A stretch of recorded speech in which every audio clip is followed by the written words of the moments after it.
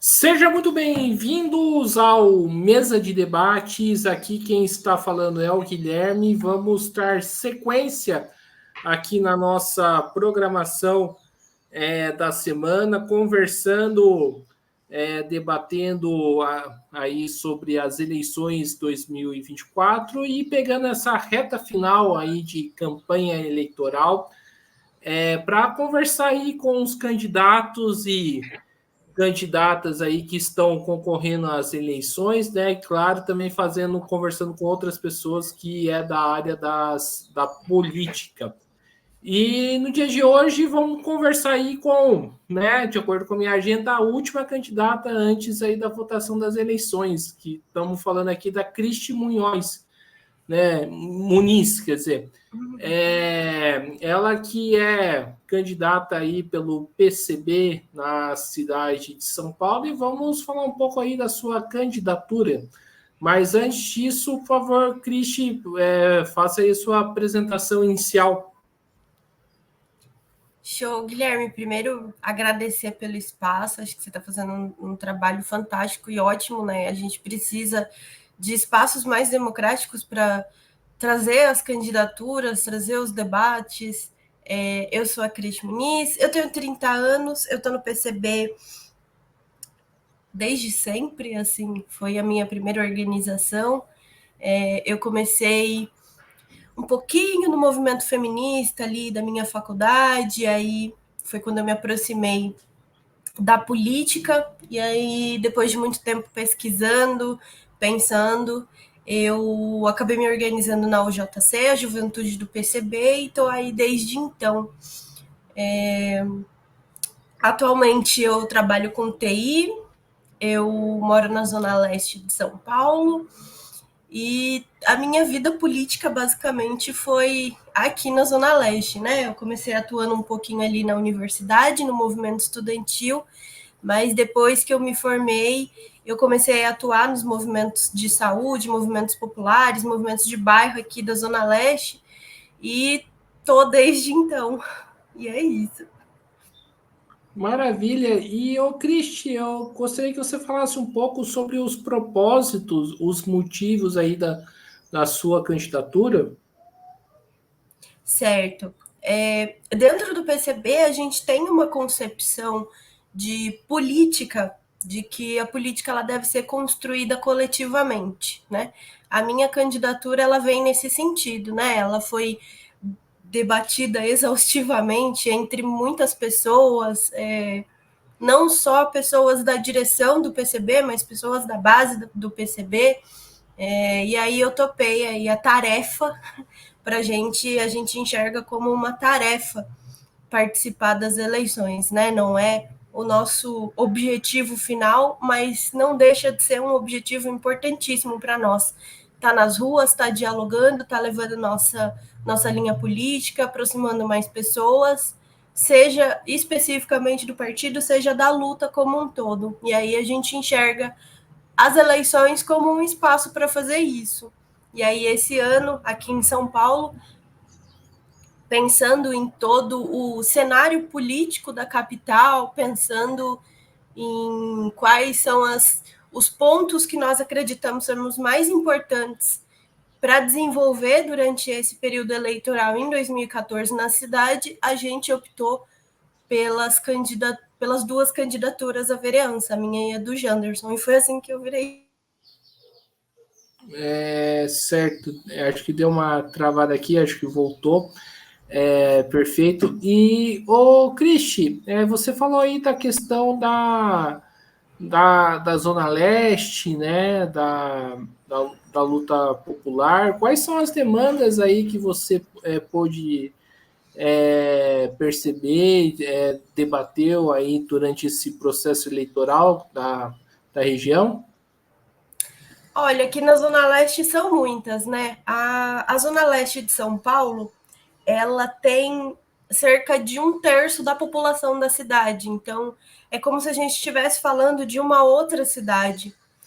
A gente tem uma especificidade em São Paulo em relação a muitas outras cidades do resto do país, que a gente tem quase que pequenas bolhas. Então, a gente tem alguns bairros onde você tem uma população muito grande, você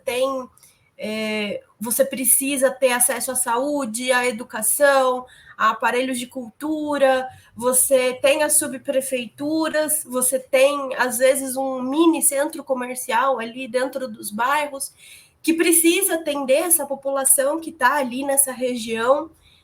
E isso é uma demanda muito forte que a gente tem, né, nas periferias de São Paulo. Além das políticas mais gerais para a cidade, por exemplo, a gente pensa nas privatizações, a gente pensa nas terceirizações, as parcerias públicos-privadas que acontecem com alguns instrumentos da prefeitura, além de serem políticas mais gerais que vão afetar os bairros, a gente tem alguns bairros que carecem muito. Então, por exemplo, aqui na Zona Leste, pensando em cultura mesmo, a gente tem algumas casas de cultura, a gente tem a produção de cultura periférica, mas a gente não tem, por exemplo, um museu, né? Então, existem algumas políticas que atacam a cidade toda, mas existem uma falta de políticas para atender algumas regiões. Aqui na Zona Leste, eu vim tanto do movimento feminista, eu atuei por muito tempo no movimento de saúde, então, para mim é muito caro a forma como está sendo conduzida a saúde em São Paulo. E aqui na Zona Leste a gente tem vários problemas com saúde, desde hospitais até os aparelhos mais simples, como uma UPA, uma UBS, uma AMA. Eu acredito que esse seja um problema principal, né? A gente tem também vários problemas com educação, mas o que pega bastante aqui é a saúde. Certo. E a saúde, né, com a atual gestão do Ricardo Nunes, parece que São Paulo toda tá bastante ruim, né? Sim, sim.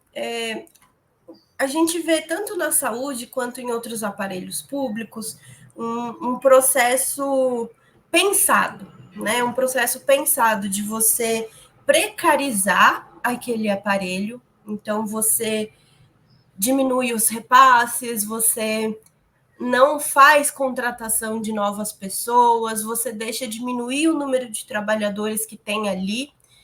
Isso aconteceu também com os parques nos últimos anos. Então, tem pessoas que trabalham ali que vão se aposentando, tem servidor que se afasta, não tem contratação, falta remédio. E aí, o que a prefeitura, o que a Secretaria de Saúde fala? Olha, tá vendo como tá precarizado? A gente não consegue cuidar desse aparelho. Então, a gente vai passar para alguma empresa cuidar disso, né? Então, é assim que funciona esse processo aí de passar os aparelhos públicos para privado, né? Eles precarizam até o ponto em que você quase perde, e aí quando você está achando que não vai ter mais, aí passa para a iniciativa privada, que teoricamente vai salvar tudo, mas a gente sabe que não salva, né? Porque entra uma outra lógica de funcionamento ali, né? Você tem alguns aparelhos de saúde em que os funcionários que, né, tem os funcionários que são da prefeitura e os funcionários que vão sendo contratados por essas empresas, né? Na saúde são chamadas de OS, organizações sociais. E aí esses funcionários que são contratados pelas OS, eles têm meta para bater, eles têm medo de denunciar problemas ali dentro. Então a gente tem um sistema de saúde onde os próprios profissionais não conseguem se organizar, não conseguem fazer denúncias do que está errado, não conseguem fazer pedidos das suas demandas. E é muito ruim isso, é ruim para a comunidade, é ruim para os trabalhadores, é ruim para todo mundo, menos para quem está lucrando com isso. Certo. E falar um pouco aí da terceirização na saúde, ô Cristi, né? Como que você enxerga essa questão? Nós somos totalmente contra, justamente por conta desse problema grande aí que acontece. O SUS, durante o surgimento do SUS, houve muito esse debate da necessidade da população estar a par do que o SUS faz. Então, dentro da legislação atual, nós temos os conselhos gestores. Então, toda unidade de saúde, seja uma AMA, uma UBS, uma UPA, hospital, o que for, tem um conselho gestor. Esse conselho gestor, ele é composto uma parte por pessoas representantes da sociedade. Então, são pessoas que não trabalham ali, são só usuários, pessoas que moram no entorno. Uma parte por trabalhadores daquela unidade e uma parte pela gestão. Então, você tem esses 3 setores representados ali no conselho gestor. E o conselho gestor vai decidir os rumos daquela unidade de saúde. Então, o que acontece? Você tem um conselho gestor que é o principal quando a gente pensa em saúde. Só que o que aconteceu nos últimos anos com os conselhos gestores? A gente tem as eleições a cada 2 anos, só que com a passagem dessas unidades para o setor privado, você tem uma grande precarização dos trabalhadores, você tem trabalhadores que estão cansados, você tem trabalhadores que, às vezes, como eu disse, tem que atingir metas dentro de uma unidade de saúde. Então, a população não se sente bem atendida. E com razão. E aí, quando chega no conselho gestor, a população está revoltada com os trabalhadores. E o trabalhador que vai lá no conselho gestor, ele não pode falar contra o que está sendo feito dentro da unidade, porque ele corre o risco de ser demitido. E aí, quem acaba mandando no que vai acontecer ali são os gestores, de fato, né? É o segmento de gestão que a gente chama, né? Então, você tem esses 3 segmentos dentro do conselho gestor, e quem acaba mandando é quem já está gerindo a unidade, porque o trabalhador está revoltado, o usuário também está revoltado, só que não conseguem fazer muita coisa. Então, os conselhos gestores atuais, que deveriam ser os espaços mais importantes para a saúde, acabam não sendo. Então, a gente enxerga que, assim, seria esse o espaço mais democrático, o espaço ideal para a população fazer suas decisões, o espaço ideal para que a sociedade fale sobre a saúde, fale sobre a direção da saúde, fale sobre os problemas de fato que eles estão enfrentando ali naquele bairro, por exemplo, mas isso não é feito, né?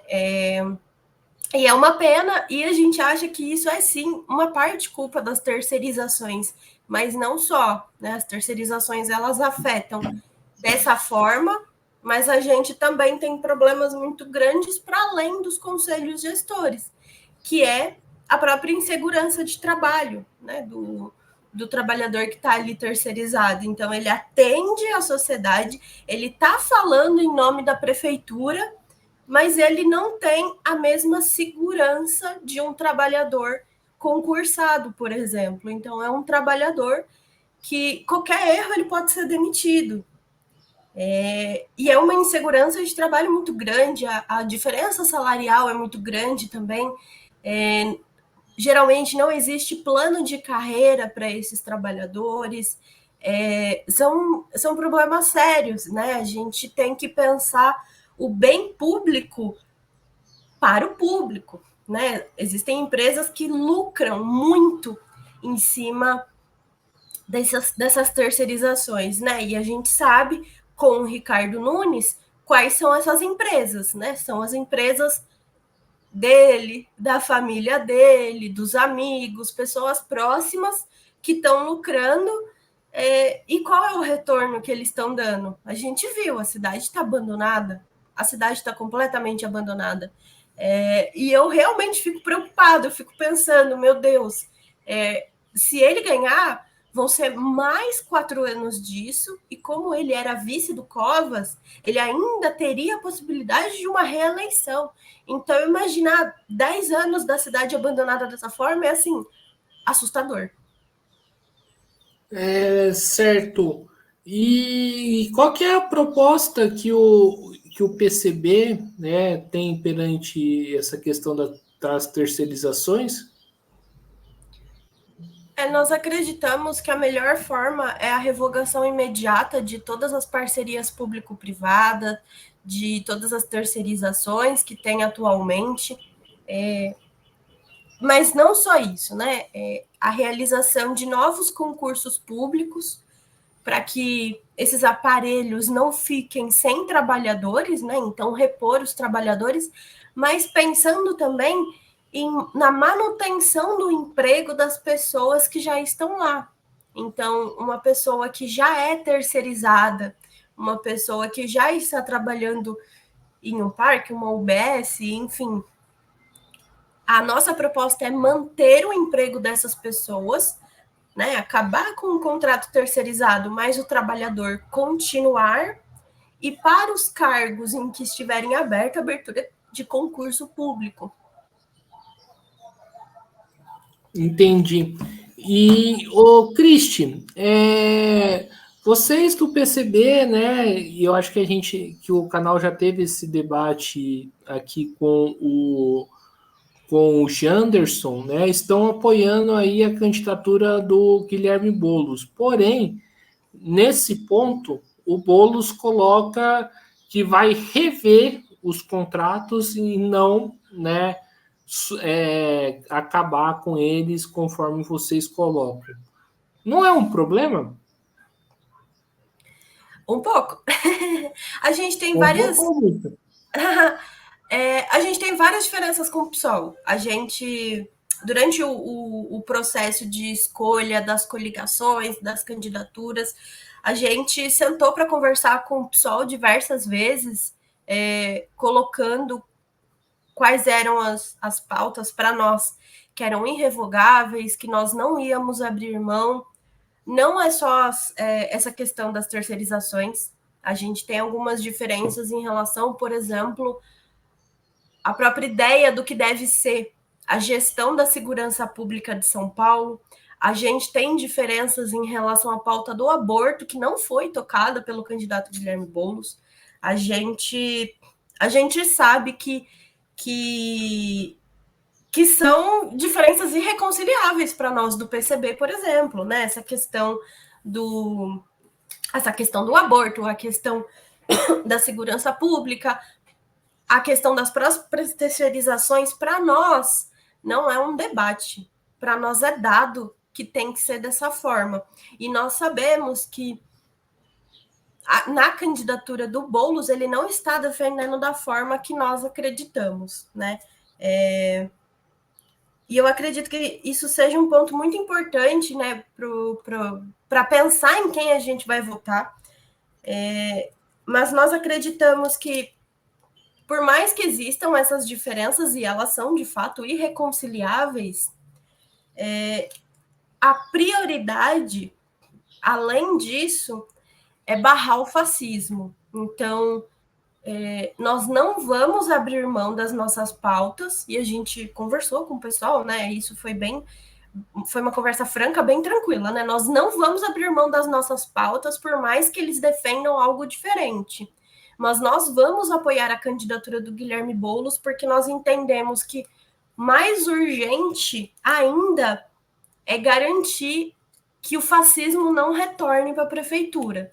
Nós entendemos que a candidatura do Ricardo Nunes, ela representa isso, é a extrema-direita, é uma extrema-direita bolsonarista, é uma extrema-direita que vai ter mais ataques aos trabalhadores.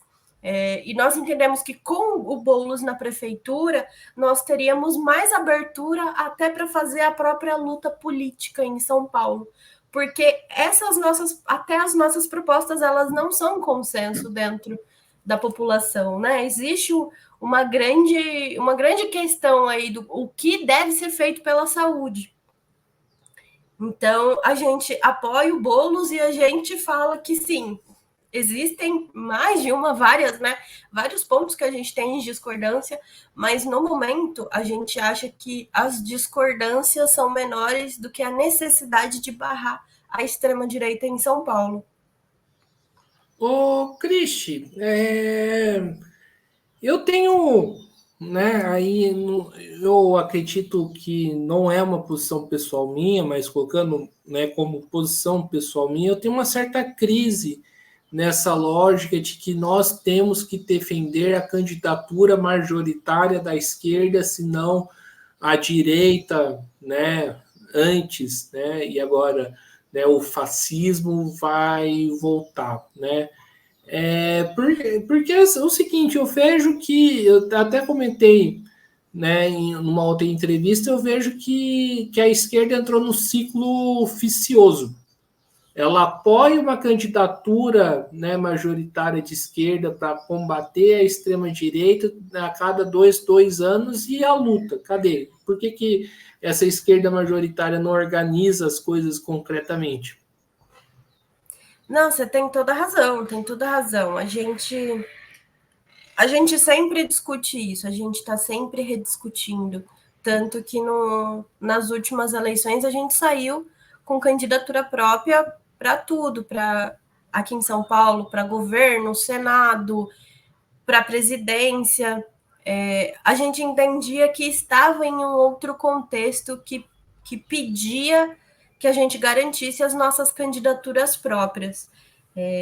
Mas da atuação majoritária da esquerda como um todo, você tem toda a razão, Guilherme. Eu concordo muito com você. É muito frustrante quando a gente vai fazer, eu não sei, sabe, coisa simples, tipo, vamos fazer uma reunião do comitê de luta aqui do bairro X, e a gente sempre vê as mesmas pessoas e a gente não vê esses partidos que só aparecem durante o período eleitoral ou que ficam muito restritos em espaços onde não está a periferia de São Paulo, onde a periferia não frequenta.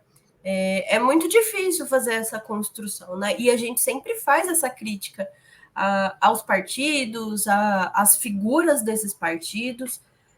Nós do PCB, a gente nunca deixou de construir a luta na rua, mesmo durante a pandemia. A gente sempre teve com os movimentos populares, com os movimentos sociais. A gente acha que esse é o cerne, na verdade, da luta política, né? Não é a política institucional. Para nós, o cerne, na verdade, é a política com os trabalhadores, né? Para fora da política institucional, organizar os trabalhadores de forma a garantir que quando chega o momento dessa política institucional, aí sim a gente debate coisas próprias da política institucional, né? Para nós, a gente quer fazer uma revolução. E a revolução ela é contra a Constituição, por exemplo. Então, para nós, a parte institucional, a parte das eleições, ela é uma parte só. Mas para nós o principal está fora disso. E de fato, muitas organizações têm problemas em fazer essa construção diária com os trabalhadores para além das eleições. E a gente sempre faz a crítica, a gente sempre está fazendo esses apontamentos, né? Para o PT, para o próprio PSOL em alguns momentos, né? Que a gente identifica isso. Partidos até um pouco maiores, assim, às vezes, muito raramente aparecem nessas construções como o PSB, mas assim, é bem raramente. E é frustrante. A gente de fato precisa de uma esquerda organizada, a gente de fato precisa de uma esquerda que tenha a sua cara, que tenha a sua identidade. Por isso a gente não abriu mão das nossas candidaturas para vereança. Né? Foi a nossa forma de garantir que, por mais que a gente entenda que precise fazer um apoio, que precise cair na majoritária, que a gente precise apoiar o PT e o PSOL, a gente ainda tinha a necessidade extrema de colocar as nossas pautas na rua, né? O nosso ponto de divergência com o pessoal que precisa ser colocado são as candidaturas. Senão a gente só ia falar que aumenta o número de GCM, e não é isso que nós do PCB acreditamos. Ô, Cristi, eu sinceramente eu vejo aqui que tanto o PT, né, e também o pessoal estão pavimentando o caminho para a volta da extrema-direita em 2022, né? Já está pavimentando o caminho, acho que essas eleições vão expressar, né, isso, né, infelizmente, mas estão pavimentando o caminho para a volta para a extrema-direita em 2026, né? Você, por exemplo, você não acha que, por exemplo, propostas como essa que a gente tá falando, né, de não acabar com as terceirizações e sim rever os contratos para ver qual que é a terceirização, né, do bem e a terceirização do mal, você acha que isso, né, atrapalha, né, a luta contra a extrema-direita? Porque o povo vai acabar se desgastando e quem vai. E se não constrói uma alternativa à esquerda, né, para poder se contrapor ao projeto da Frente Ampla, o trabalhador cai na mão da extrema-direita, né, novamente. Sim, com toda certeza. A gente é a parte chata, assim, da coligação, né? A gente é a parte que, às vezes, fala mais alto para dizer que... para ser os esquerdistas. Basicamente, ali dentro, a gente é a parte esquerdista da coligação, justamente por conta disso. A gente viu que durante o primeiro período, né, que o PT estava na presidência antes do golpe, isso aconteceu, né? Então você, para garantir a governabilidade, você vai fazendo concessões, vai fazendo concessões, vai fazendo concessões, e aí você vai concedendo tanto ao ponto de você não ter mais de fato essa governabilidade, né? Essa é uma crítica que a gente tem ao PT, não só a nível federal. A gente entende que essa forma de se governar talvez seja aplicada em São Paulo também, né? Nós temos sim um objetivo, nós temos uma esperança de eleger o Guilherme Boulos, mas a gente não quer eleger o Boulos para no dia seguinte, né, no dia 2 de janeiro, vamos ficar felizes que agora nós temos Boulos na prefeitura, nós temos Marta como vice, tudo vai se resolver. Não, muito pelo contrário. A gente quer eleger o Boulos e tá ali no cangote assim dele falando: não, a gente precisa organizar os trabalhadores, a gente precisa garantir a vida dos trabalhadores, a gente precisa garantir a qualidade de vida dos trabalhadores, a qualidade do serviço público, e barrar a extrema-direita. Para nós é uma pauta muito cara, para nós da extrema esquerda, né? Para nós que somos comunistas, é uma pauta muito cara, então nós tentamos sempre construir frentes amplas contra o fascismo. Sempre estivemos construindo, né, a mais ampla possível, quando necessário, quando possível. Nós participamos também de frentes únicas, de frentes mais voltadas a pautas mais específicas dos trabalhadores, mas a pauta de barrar a extrema-direita para nós é muito cara, então nós participamos sim de frentes como a Frente Fora Bolsonaro, a própria Frente Povo Sem Medo, a gente constrói com muito orgulho, e nós nunca deixamos de cobrar esses partidos de esquerda, principalmente, né, o PT e o PSOL, de fazer essa construção. Nós temos esse medo, nós temos esse receio, e nós temos, sim, muita garra para lutar contra esse tipo de governança, né, de fazer concessões para garantir a governabilidade não é algo que faz parte da nossa cultura política. Caso algum de nossos candidatos for eleito, pode ter certeza que isso não vai acontecer. Mas é difícil fazer essa luta sem mais pessoas, né? Então a gente, por mais que esteja coligado ali com o pessoal, esteja puxando votos para Boulos, para Marta, a gente também faz as construções com os outros partidos, né? Que para nós também é muito importante. Então a gente está sempre construindo com o PSTU, com a UP, né? A gente entende a importância dessa frente para barrar a extrema-direita, não só a nível institucional, mas também nas ruas. Então, conversando com os trabalhadores, estando na periferia, e não deixando de levantar nossas bandeiras. Perfeito.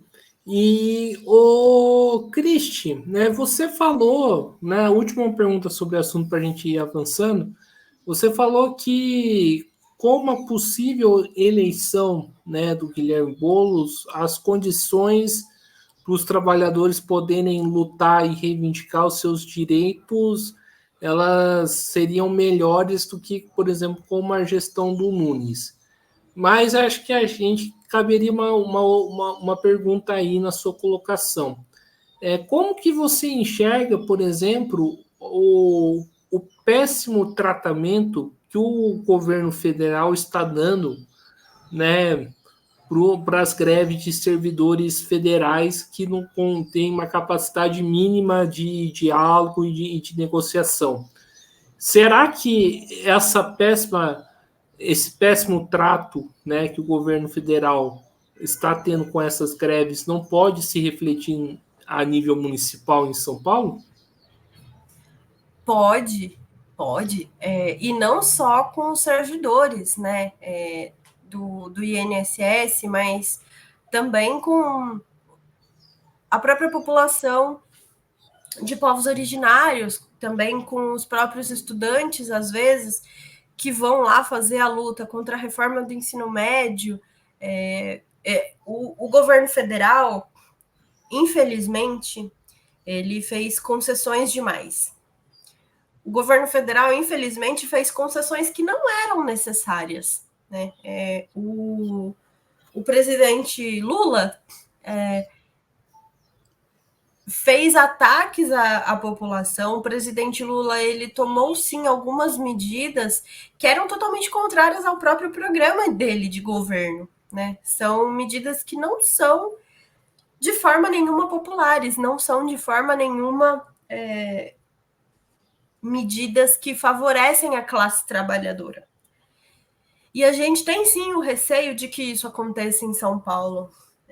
A gente tem feito, de novo, né? A gente vem construindo essa candidatura de forma coletiva, não só a nossa, mas também a própria candidatura da prefeitura, né? Então, nós estamos na coordenação de campanha do Boulos, né? Nós estamos participando, nós fazemos esses apontamentos, e o pessoal sabe, e o Guilherme sabe que conforme ele for concedendo, a gente vai tirar mais ainda a paz dele. Se eles se tornarem inimigos, a gente vai tratar eles como inimigos, né? Porque para nós, a nossa aliança são os trabalhadores. Essa é a nossa aliança principal. Para além do PSOL, para além do PT.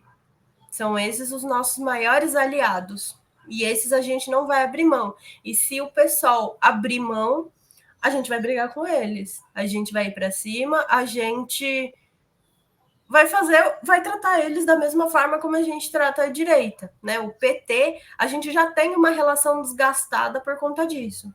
A gente já, em muitos momentos, a gente não sai com o PT de forma alguma, né? É claro que às vezes a gente tem alguma aliança aí tática em alguns momentos, mas já não é o mesmo apoio que a gente dava antes. O pessoal não, o pessoal a gente ainda entende que consegue fazer uma luta, apesar de, em alguns momentos, não ser tão avançada quanto a gente entende que deveria ser.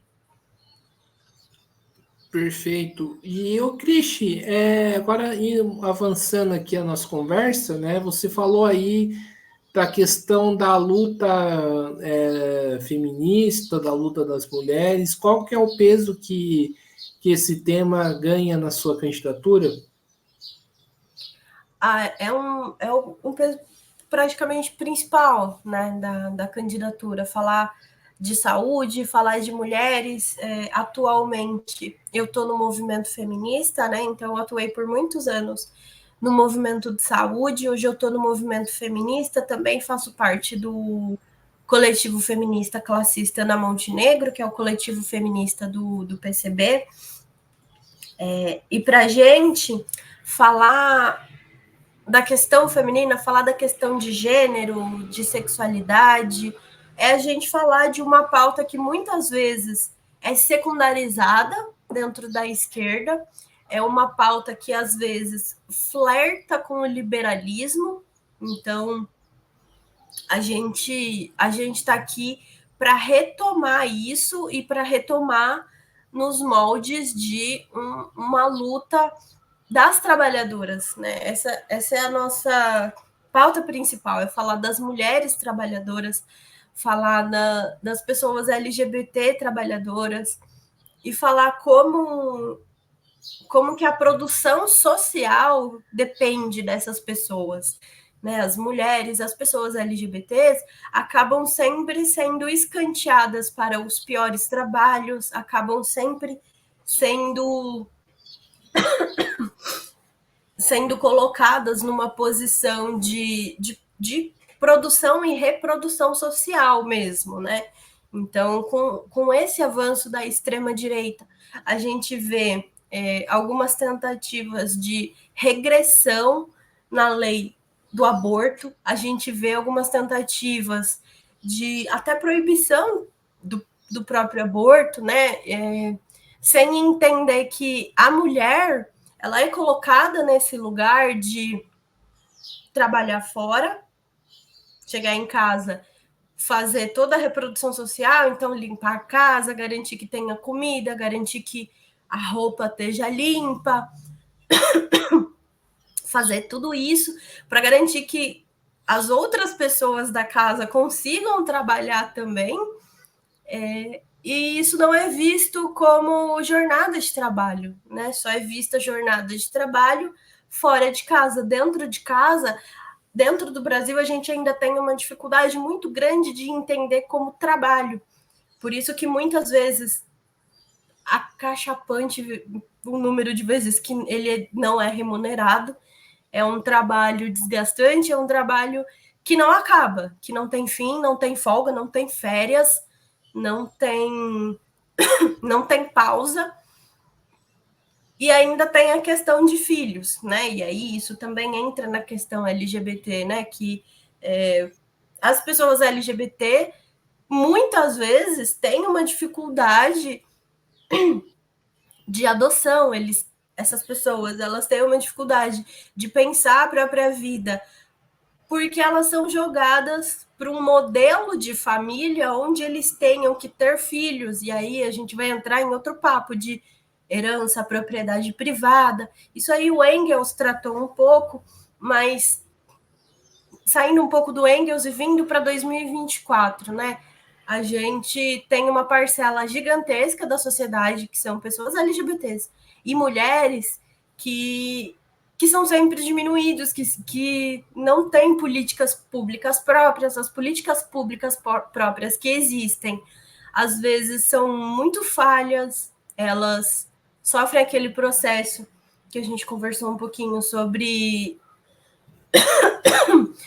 precarização. Então, você até, por exemplo, em São Paulo, a gente tem casas de acolhidas específicas para mulheres. A gente tem casas de acolhidas específicas para pessoas LGBTs. Mas e os programas de capacitação? Né? A gente precisa garantir que essas pessoas tenham emprego, que essas pessoas tenham casa, que essas pessoas consigam ter a sua vida para além só de serem acolhidas. né? Elas precisam ter a própria independência, e aí são políticas públicas que existem mais ou menos em São Paulo, mas raramente você vê elas funcionando, né? São pouquíssimas, pouquíssimas, e com um acesso muito difícil. Então a gente precisa ampliar isso. Mas é um debate de longo prazo, né? Mesmo se a gente for eleito, mesmo se a gente eleger eu, Janderson e vários outros lutadores de esquerda, a gente ainda precisa de um fôlego, uma luta para além só do institucional para garantir que isso exista, né? A gente precisa ter um debate com a sociedade. E esse debate é demorado. Ô, Cristi, como que você vê aí, já que você é da questão da saúde, também da questão da mulher, vê aí o fechamento do hospital Nova Cachoeirinha, né, que é que se eu não me falha a memória, é o hospital onde que permite fazer a realização de abortos, né, quando permitido pela lei, né? Como que você viu essa atitude aí do Ricardo Nunes? Então, dentro do aparato de saúde de São Paulo, a gente tinha algumas unidades, alguns hospitais que faziam esses procedimentos, né, de referência da mulher, de referência de pessoas que gestam e precisam, às vezes, fazer um aborto. E aí, o aborto dentro da lei, né? A gente nem está falando de uma ampliação do acesso ao aborto, a gente está falando apenas dos casos garantidos por lei. Nos últimos anos, eles foram desmantelados em São Paulo, né? O último que a gente tinha como referência mais forte era o Vila Nova Cachoeirinha.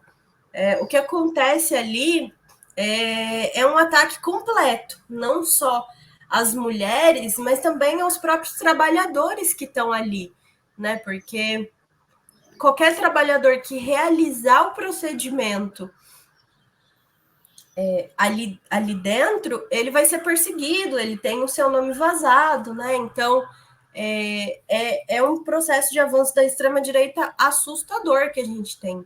E a gente viu nos últimos meses, né, com a tentativa de diminuição dos direitos, né, a realização do aborto, que não necessariamente a sociedade não está preparada para falar sobre isso, né? A gente viu diversos atos, diversas marchas, a gente viu uma mobilização muito grande das mulheres, do movimento feminista como um todo, contra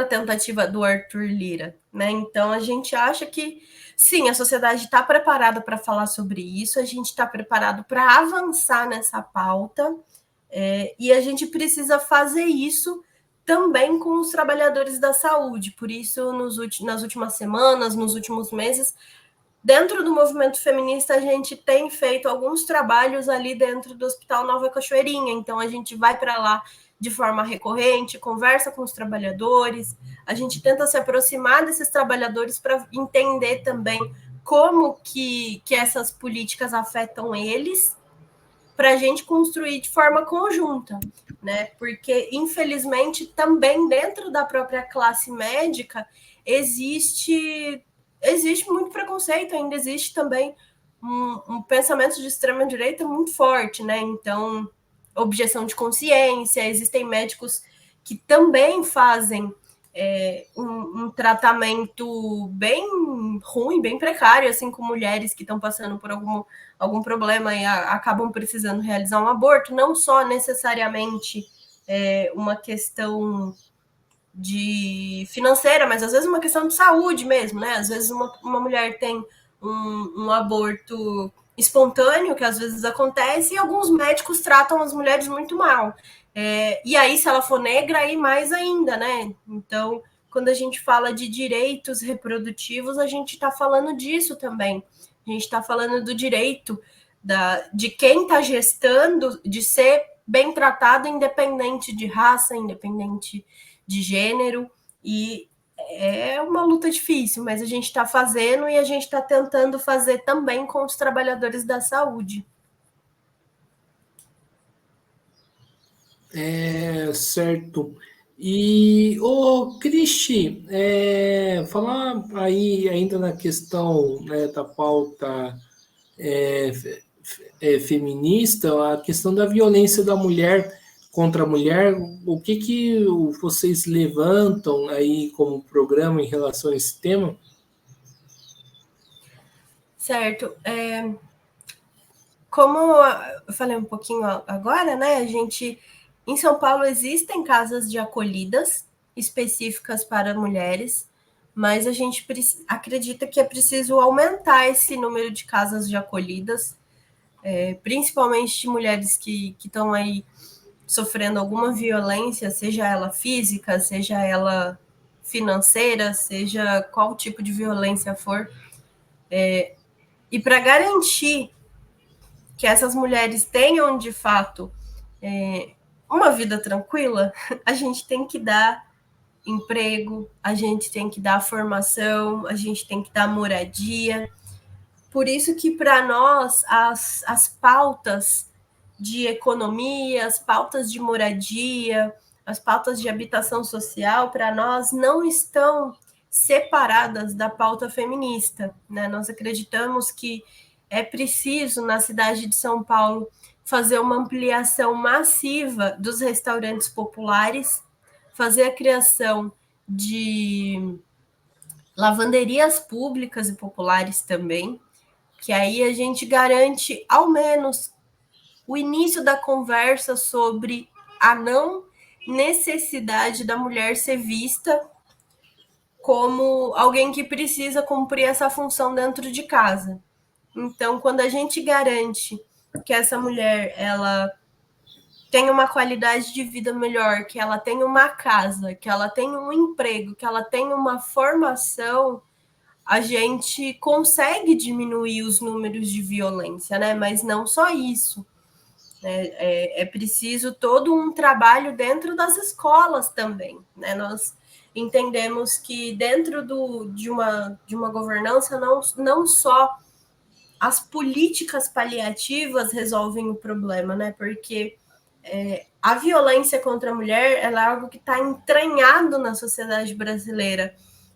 E isso não se resolve só com uma lei. Por isso que a gente acredita que também é necessário, dentro das escolas, haver debates sobre reprodução social, a reprodução das pessoas, debate de gênero, por mais que a extrema-direita entenda como um ataque à família, não, é justamente da família que a gente quer falar, né? Como que é essa família? O que são as famílias no Brasil hoje? A gente sabe que hoje no Brasil a maioria das famílias é chefiada por mulher. Então, qual é o tipo de família que a gente está falando? A gente está falando de uma família real brasileira ou a gente está falando de uma família idealizada pela extrema-direita? Então, a gente precisa falar da família real brasileira, a família verdadeira que existe. E essa família verdadeira, muitas vezes, é chefiada por uma mulher que tem que criar os seus filhos porque muitas vezes o companheiro abandonou ou ela teve que sair fugida dele. Quando ela consegue sair fugida dele e consegue levar as crianças, e ela precisa ter todo esse apoio do governo, né? Para além só de, de uma lei que prenda ele, mas uma garantia de vida para essa mulher. Certo. E, ô Cristi, você toca no assunto, na questão da cultura também e da falta, né, de acesso na cultura na Zona Leste, né? E a gente sabe que os centros culturais, né, e outras casas que envolvem aí a cultura estão em São Paulo mais ligadas aí no centro do que nas periferias, ainda que tem algumas alternativas lá. E a gente sabe que é difícil, né, para a população ir para o centro, né, para acessar a cultura. Como que você vê aí a questão do transporte, né, que acho que é fundamental também discutir? Para o transporte, nós entendemos que o processo que deve ser feito deve ser o mesmo com o fim das terceirizações. Então, acabar com as concessões para as empresas que fazem, né, o transporte, esses trabalhadores, eles serem trabalhadores que vão ser chamados para continuar no trabalho, caso eles desejem, né? Então, o motorista da Aviação Sul, a gente vai convidar ele para ser um motorista da SP-Trans. E aí, esses ônibus, essas peruas, né, que fazem os trajetos, eles têm que ir para o Estado, no caso da prefeitura, ir para a prefeitura e continuar o trajeto, né? E o dinheiro que a gente gastaria, os milhões que nós gastaríamos pagando essas empresas terceirizadas para realizar esses trajetos, a gente paga diretamente os trabalhadores e implementa, de fato, uma tarifa zero em São Paulo, né? Houve essa tarifa de domingo, né? Ela tá gratuita hoje em dia, né? Implementada pelo Ricardo Nunes. E aí, a cada pessoa que sobe no ônibus, cada pessoa que utiliza o ônibus com essa tarifa gratuita, ele paga mais ainda para a empresa de ônibus. Então, não é de fato uma tarifa gratuita, né? A gente está pagando mais ainda dos nossos impostos. E nós entendemos que ao invés de pagar mais, pelo contrário, a gente tem que pagar cada vez menos, né? E ao invés de garantir que uma empresa lucre, esse dinheiro vá para a SP-Trans, vá para os trabalhadores de fato do transporte e tentar garantir uma tarifa gratuita de fato em São Paulo, né? Para todos e não só domingo, não só para uma pequena parcela da população como é hoje. Certo, né? Perfeito. E para a gente chegar aqui nos finalmente, né? Falar um pouco aí da questão da educação, como que você vê aí a educação na gestão aí do Ricardo Nunes, né? E quais bandeiras que vocês levantam? Certo. A gente atualmente está passando por um processo de lutas muito forte na cidade de São Paulo contra. Não é necessariamente contra o governo municipal, né? Na verdade, uma luta estadual e até federal contra a passagem das escolas para o modelo cívico-militar, né? Então, nesse período, a gente tem conversado bastante com a comunidade escolar, então professores, pessoas que trabalham, né, nas escolas, pais, mães, alunos, e existe uma preocupação muito grande, porque assim, alguns pais, principalmente pais e gestores das escolas, eles acreditam que transformar a escola em escola cívico-militar é uma forma de melhorar a violência que acontece no entorno das escolas, ou às vezes até alguns problemas internos da própria escola, de disciplina, enfim, né? E isso acontece não só a nível estadual, não só com as escolas estaduais, isso acontece. A gente vê também um pouco dessa preocupação nas escolas municipais de São Paulo, né? Atualmente, as escolas municipais, elas estão num processo muito perigoso, tanto as escolas quanto as creches, principalmente as creches em São Paulo. Existem muitas creches conveniadas. Teve um caso, alguns anos atrás, de violência dentro de uma creche conveniada, né? E aí esse assunto acabou vindo à tona um pouquinho. Mas a gente não toca mais nesse assunto. Esse é um assunto muito caro. A gente foi visitar algumas creches conveniadas e como funciona. Você tem ou uma empresa, ou uma organização, uma ONG, enfim, né? Que cria essa creche, cria esse espaço escolar que tem que atender alguns requisitos básicos da prefeitura, e atendendo isso, essa creche pode atender as crianças da região. Só que é um problema muito grande essas creches conveniadas, porque muitas delas acabam não seguindo de fato as regras da prefeitura. Você tem professores que passam pelo mesmo processo que os trabalhadores da saúde passam, de preocupação com o próprio emprego por conta de N motivos, né? Qualquer coisa que eles possam reclamar, eles podem ser demitidos, e a gente entende que isso prejudica muito a forma que a educação se desenvolve no município de São Paulo. Então, acho que a principal para nós nesse momento é acabar com as creches conveniadas, né? E acabar não no sentido de vamos fechar as creches, não. Pelo contrário, a gente vai trazer essas creches de fato para o município. Elas vão estar de fato subordinadas à Secretaria de Educação Municipal.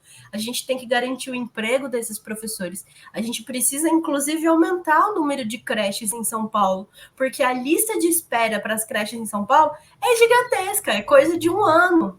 É preocupante, né? Até para as mulheres trabalhadoras que às vezes precisam largar o emprego para cuidar da criança porque não tem com quem deixar, ou deixa com a avó ou avô. Então a gente tem que garantir que essas creches sejam passadas para o poder municipal. A gente precisa garantir o emprego desses professores, desses educadores que já estão nessas unidades. A gente precisa garantir a criação de novos empregos. Então, a gente precisa abrir concursos para os cargos que não tiverem mais pessoas, gerando emprego, e a gente precisa trazer a população para mais perto. Então, a gente precisa ter conselhos de educação que tenham, de fato, debate, né? É uma preocupação que nós temos para todas as áreas como um todo, que é garantir espaços de poder popular, que nós chamamos, né? Que é garantir que a população, de fato, consiga debater, consiga decidir os seus próprios rumos. Só que é muito difícil, porque os espaços que nós temos hoje, às vezes, são conselhos que se reúnem numa terça-feira, 4 horas da tarde. Qual trabalhador consegue estar lá no conselho gestor? Qual trabalhador consegue estar num conselho de meio ambiente, se as reuniões acontecem 2 horas da tarde? Muito difícil. Então, a gente tem que pensar de forma coletiva e pensar também como esses educadores precisam também de uma redução de jornada de trabalho para conseguir ter as suas vidas, e isso garante aumento de emprego também, porque se a gente diminui a jornada de um, a gente precisa de outro para estar ali. E é mais ou menos isso que a gente está debatendo. Perfeito, então. Então, estamos encerrando aqui mais uma entrevista do Mesa de Debates. Quero aqui agradecer a participação, né, da Cristi. Gostei aqui da nossa conversa e eu passo a palavra aí para ela fazer suas considerações finais. Eu queria agradecer de novo, Guilherme. Obrigada pelo espaço, a gente ter essa conversa, trazer um pouquinho dos pontos mais importantes para a gente, né? Tá acabando a campanha, então a gente tem aí só mais 5 dias de loucura em São Paulo. Eu acho que é um momento muito importante, não só para nós da esquerda, para nós do PCB, mas eu acho que para nós como cidadãos mesmo, né? A gente fazer esse debate sobre qual é a cidade que a gente quer, qual é a sociedade que a gente quer viver. Então, chamar todo mundo para, de fato, fazer esse debate, né? Fazer essa reflexão, conversar bastante, conversa com seus vizinhos. Às vezes é difícil conversar com o vizinho, mas é importante também, né? Entender, conhecer as pessoas que estão próximas de você. Às vezes a gente só precisa baixar a guarda um pouquinho, e isso é difícil, mas a gente precisa baixar a guarda e ouvir as pessoas. E a gente está fazendo esse exercício nessa eleição. Está sendo muito bom, muito produtivo, e a gente quer continuar e vai continuar fazendo. E é isso. A gente tem um domingo aí para votar para a prefeitura, para votar para vereador. Depois a gente vai ter provavelmente, né, um segundo turno também. Mas a gente também vai continuar a luta, independente do primeiro, independente do segundo, independente de quem vencer a Prefeitura de São Paulo. Para nós, a luta é contínua e a gente vai fazer enquanto for necessário, enquanto houver opressão aos trabalhadores, enquanto a gente não for totalmente liberto, enquanto a gente não tiver totalmente uma sociedade justa e igualitária. Então, quem tiver interesse pode acompanhar a gente nas redes sociais, pode procurar o PCB, os coletivos, que a gente vai estar de portas abertas para receber, seja para ser militante, seja só para conhecer mesmo, ou até conhecer a luta como um todo. E é isso, obrigada. Perfeito, então mais uma vez aqui agradecendo a Cristi, também agradecendo a você que estiver nos assistindo. Peço aqui que se inscreva no canal Podcast Mesa de Debates de Tudo Um Pouco e acompanhe o nosso trabalho. Curta, compartilhe, comente aqui as nossas entrevistas, matérias e programas. E siga a gente nas redes sociais. Nós estamos no Facebook, TikTok, Instagram e no Quai. E quem puder, contribua aqui com o nosso Pix, o Pix do Mesa de Debates, que é 385-007-02800 CPF. Então é isso aí, a programação continua. Um forte abraço e fui!